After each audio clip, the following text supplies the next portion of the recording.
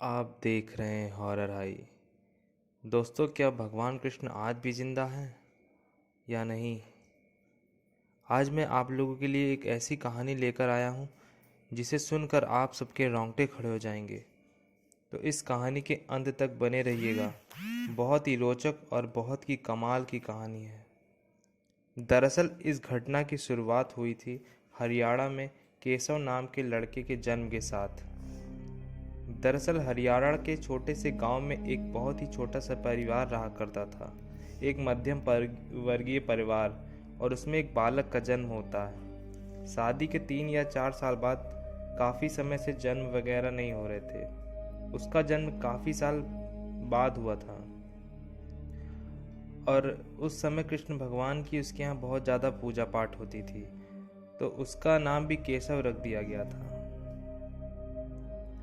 और वो बचपन से ही बच्चा जो था वो कृष्ण भगवान का बहुत बड़ा भक्त था, और सभी लोग बोलते थे कि ये बड़ा होके पुजारी बनेगा, क्योंकि वो कृष्ण भगवान की बहुत ज़्यादा पूजा करता था। वो काफ़ी ज़्यादा मेहनती और समझदार बच्चा था। उसने बचपन से देखा था कि मेरे माता पिता किस तरीके से मेरी सारी ख्वाहिशों को पूरा कर रहे हैं, तो आगे चलकर मेरे भी जब बच्चे होंगे तो मतलब काफ़ी कम उम्र में ये सब सोचना शुरू कर दिया था कि उसको अपने आगे का जीवन कैसा बिताना है। वो कृष्ण जी की भक्ति करता था और भगवान में उसकी बहुत आस्था थी। कृष्ण भगवान की सारी बातें उसे बहुत अच्छे से पता थी कि कर्म ही सबसे बड़ी पूजा है, तो वो अपने घर में भी ध्यान लगाकर बैठता था। और बड़ा होकर वो ऐसे अपने कदमों में खड़ा हुआ ना कि मानो उसने पूरे परिवार की ही मतलब सारा बोझ अपने कंधे पर ले लिया। उसने एक काम शुरू किया, सब्जियों का इंपोर्ट और एक्सपोर्ट का काम, और काफ़ी कम समय में अच्छी इनकम आना शुरू हो गई। उसका सारा काम बहुत अच्छे से चल रहा था। अब वो पैसे भी कमाने लगा था। ये अभी भी बहुत पैसे वाले नहीं थे, लेकिन जब से इसने कमाना शुरू किया था तो कुछ ही दिनों में इनकी हालत अच्छी खासी ठीक हो गई थी, और ये लोग जैसे रिच फैमिली जैसे हो गए थे। किसी भी तरह की कोई तकलीफ नहीं थी। केशव के जो माता पिता थे दोनों की मृत्यु हो गई थी। अब केशव का विवाह जो है वो एक लड़की से हो गया था। केशव अपनी पत्नी के साथ घर में बहुत अच्छे से रह रहा था। किसी भी तरह की कोई प्रॉब्लम नहीं थी। विवाह के 5 साल बाद केशव की पत्नी की मृत्यु हो जाती है, और वो अभी भी कृष्ण की भक्ति में इस प्रकार से लीन था कि उसे ज़्यादा कोई प्रभाव नहीं पड़ रहा था। हालांकि पत्नी की मृत्यु तो हो गई थी, लेकिन केशव इस दुनिया से भगवान की भक्ति में लगा हुआ था। केशव के 2 बच्चे हो चुके थे, दोनों लड़के थे। ये दोनों बचपन से ही काफ़ी ज़्यादा शांत थे। उसने एक माता और एक पिता की तरह दोनों लड़कों को केशव ने प्यार दिया और पाल पोस कर उनको बड़ा किया। लेकिन बड़ा होते होते माँ का आशीर्वाद लड़कों पर नहीं था। इस वजह से एक लड़का जो था वो काफ़ी ज़्यादा बिगड़ गया था। बड़ा वाला जो लड़का था वो जुआ खेलने में, शराब खेलने में, इन सब चीज़ों में लिप्त हो चुका था, और उसका सारा पैसा सब कुछ शराब पीने में चला जा रहा था। केशव अपने बड़े लड़के को हमेशा डांटते रहते थे कि तू ये क्या करता है, तू अभी तक इतना बड़ा हो गया लेकिन अभी तू क्या करेगा अपने जीवन में, तू क्या करेगा? मुझे देख, मैं कैसे बड़ा हुआ हूँ, मैंने कैसे अपने परिवार को संभाला है और सब कुछ बदल दिया है, तुम तो सब बर्बाद करना चाहते हो। वो बड़ा वाला लड़का हमेशा केशव जी से बहस करता रहता था। 16 साल की उम्र आते आते बड़ा वाला लड़का ऐसा हो गया कि उसने मतलब सारे गलत काम करना शुरू कर दिए, और वो उसने ठान लिया कि वो अब अपने पिताजी के साथ नहीं रहेगा। वो अपना घर बार सब कुछ छोड़कर कहीं चला गया।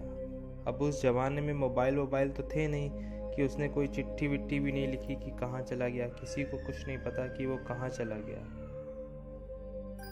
अब केशव जी अपने छोटे बेटे के साथ रहने लगे थे। अब छोटा बेटा भी बड़ा हो गया था, और कृष्णदास ने अब अपने छोटे बेटे का विवाह कर दिया था। उसकी पत्नी घर पर आई थी। और बहू बेटो दोनों ससुर जी से बहुत प्यार करते थे। अब केशव जी जो थे वो थोड़े वृद्ध हो चुके थे। एक दिन क्या हुआ, केशव दास के बेटे की जो पत्नी थी वो अपने पति से क्या बोलने लगी, मतलब बहू बेटे से बातचीत हो रही थी और वो बोलने लगी, पिताजी अब आप वृद्ध हो चुके हैं, उनकी मृत्यु कभी भी हो सकती है, बड़ा वाला भाई भी है नहीं, उससे पहले तुम सारी प्रॉपर्टी अपने नाम करवा लो, कहीं बड़े वाले भैया आ गए तो उनके नाम भी प्रॉपर्टी हो जाएगी। छोटे वाले बेटे ने भी इस बात पे ध्यान दिया और पिताजी से ये बात कही। पिताजी ने भी अपनी पूरी प्रॉपर्टी अपने छोटे बेटे के नाम कर दी, क्योंकि अब तक बड़े बेटे को घर छोड़े बहुत ज़्यादा टाइम हो चुका था। 12 साल बीत चुके थे और उसकी कुछ भी खबर नहीं थी, एक चिट्ठी तक नहीं थी कि वो कहाँ है, क्या कर रहा है, जिंदा भी है कि मर गया। लेकिन एक दिन सारी प्रॉपर्टी छोटे के बेटे के नाम पर जैसे ही हुई वो बदल गया। अब बहू और बेटे को दोनों को केशव दास से प्रॉब्लम होने लगी। वो हर बात पे उनको टोकते रहते थे कि यहाँ क्यों बैठे हो, यहाँ क्यों कर रहे हो, यहाँ क्यों चल रहे हो। मतलब कोई भी बात थी वो केशव दास को टोकते रहते थे।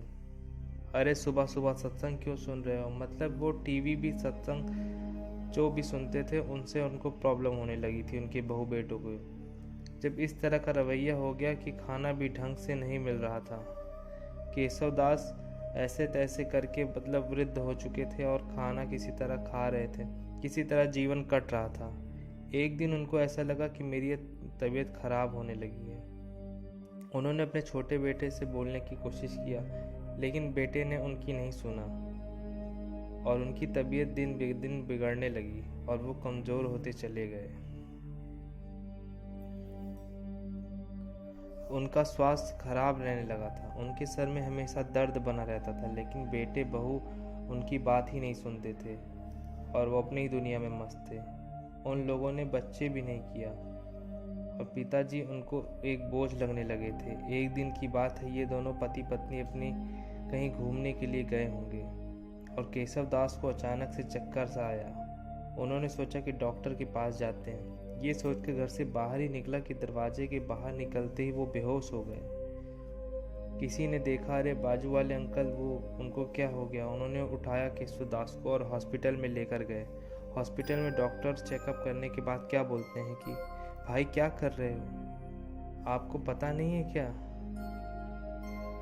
जब लड़का और बहू घर पहुंचते हैं तो लड़के को किसको ही बताता है कि आपके पिताजी की तबीयत खराब है और लड़का हॉस्पिटल पहुंचता है तो डॉक्टर बोलते हैं कि आपके पिताजी को तो ब्रेन ट्यूमर हो चुका है। केशव दास सोचते हैं कि चलो अच्छा है, मैंने इसीलिए पैसे की सेविंग करके रखी हुई थी कि भविष्य में कोई भी दिक्कत हो जाए तो काम आ जाए। वो अपना इलाज शुरू करवा देते हैं, दवाइयाँ वगैरह चलती हैं। उनके पास पैसे जो थे वो धीरे धीरे ख़त्म हो रहे थे और उनकी तबीयत बिगड़ती जा रही थी, सर में हमेशा दर्द बना रहता था। तो एक बार उनके सारे पैसे ख़त्म हो गए और बेटा जो था वो हमेशा इग्नोर करता था और बोलता था, पिताजी पैसे हैं ना तो इलाज करवा लीजिए, क्या प्रॉब्लम है। लेकिन धीरे धीरे केशव दास जी के पास पैसे ख़त्म हो गए थे और डॉक्टर बोलता है कि अब आपका ऑपरेशन करना पड़ेगा। अब ऑपरेशन में आपको अच्छा खासा पैसे लगेंगे। अब जो सिचुएशन हो गई थी वो उतनी ठीक नहीं थी, तो केशव दास अपने बेटे से बोलते हैं कि बेटा मेरा ऑपरेशन करवा दे, क्योंकि मेरा अब सर में मुझे बहुत दर्द होता रहता है और मुझे कुछ अच्छा नहीं लगता और डॉक्टर ने बोला है कि अब सिचुएशन सही नहीं है, बिना ऑपरेशन कराए ठीक नहीं हो पाएगा। तो बेटे से बोलते हैं, बेटा बहू से ये बात जाके बोलता है। बहू बोलती है, अरे पिताजी तो वृद्ध हो गए हैं, अब उनके ऊपर फालतू में इतना पैसे खर्च करने की क्या ज़रूरत है। केशव जी ये बात सुन लेते हैं और उनको बहुत ज़्यादा दुख होता है इस बात सुन के कि काश आज मेरा बड़ा बेटा होता तो कम से कम मेरा इलाज तो करवाता। मैंने अपनी सारी प्रॉपर्टी तुम लोगों के नाम कर दी और उसके बाद तुम लोग ऐसे बोल रहे हो। तो बहू क्या है, बहू बोलती है कि अरे पिताजी आपको तो एक दिन जाना ही है, वैसे भी आप अब बूढ़े हो चुके हो, अब इतना ज़िंदगी जी के क्या फ़ायदा। ये सुन के केशव दास के पैरों तले ज़मीन खिसक जाती है और वो बहुत ज़्यादा दुखी हो जाते हैं। उनकी दुख की कोई लिमिट नहीं थी।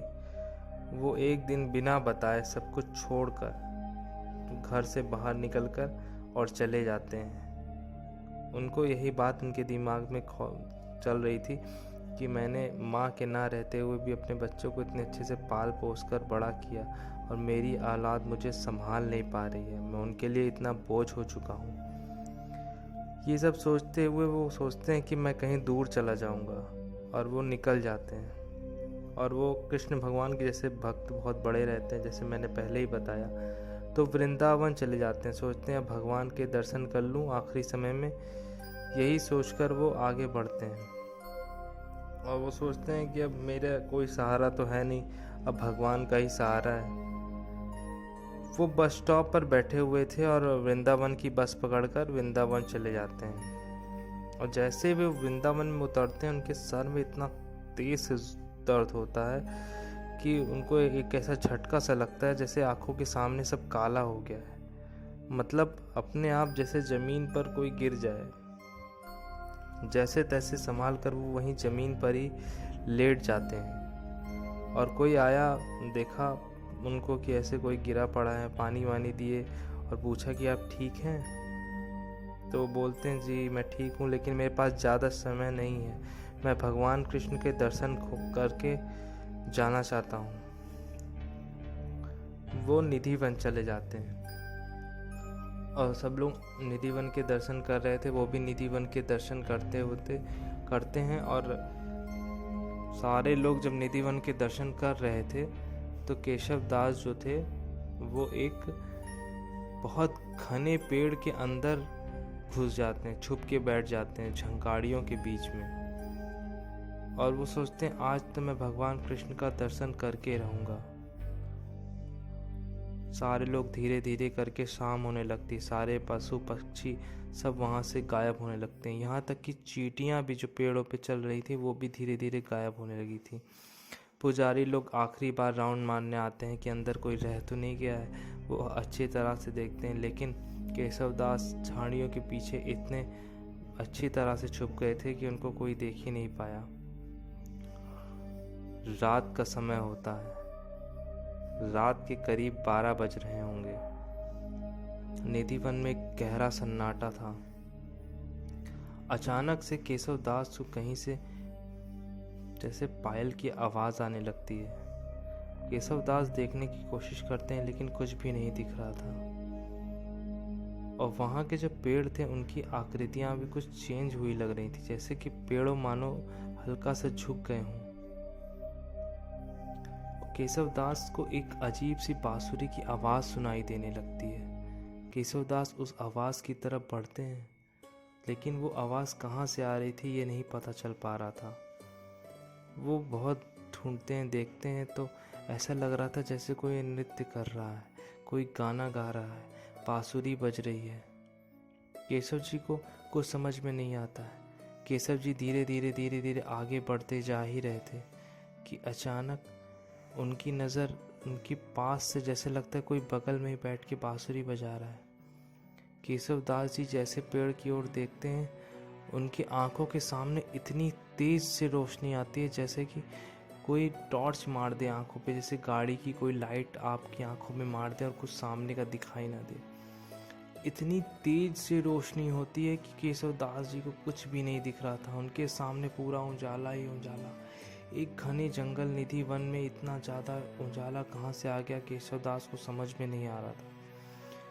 और वो उजाला इतना ज़्यादा सकारात्मक ऊर्जा से ग्रसित था कि उनको वहाँ पर तुरंत ही बेहोशी आ गई और वो तुरंत ही वहाँ पर सो गए।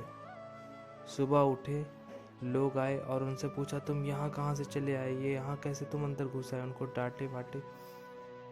केशव दास जी ने भगवान कृष्ण का दर्शन कर ही लिया था। वहाँ से निकलने के बाद उनको अपनी तबीयत में अच्छी खासी सुधार देखने को मिल रहा था। उनके सर में भी अब दर्द नहीं हो रहा था और वो नॉर्मली वृंदावन में ही सब कुछ काम करने लगे थे। अचानक वहाँ पर उन्होंने सोचा कि एक बार डॉक्टरों का कैंप लगा हुआ था, उन्होंने सोचा एक बार मैं भी चेकअप करा के देखता हूँ। उन्होंने चेकअप कराया और उनको कोई भी बीमारी उनके सर में नहीं थी। उनके सर की सारी जो दिक्कत थी, जो ब्रेन ट्यूमर था, वो अचानक ही गायब हो चुका था। केशव दास जी को कुछ समझ में नहीं आ रहा था। उस दिन से उनकी आस्था और ज़्यादा वृंदावन में जुड़ गई और भगवान श्री कृष्ण ने उनको सचमुच का दर्शन दे दिया।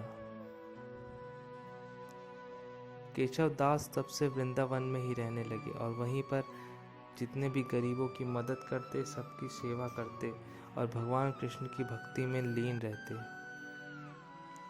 ये एक सच्ची घटना है दोस्तों, और कैसे भगवान कृष्ण ने उनको अपने भक्त की सारी मुश्किलें दूर कर दी। जो भी उनसे सच्चे दिल से के आगे रोया, भगवान ने उनकी सारी इच्छा पूरी करी और अपने भक्त को कभी दुखी नहीं देख सकते भगवान। तब से केशव दास जी बहुत अच्छे से जीवन बिता रहे हैं। आज भी अगर आप वृंदावन जाएंगे तो आपको एक बूढ़े बाबा करके मिलेंगे, उनका नाम केशव दास है। किसी से पूछेंगे तो वो ये कहानी सबसे नहीं बताते।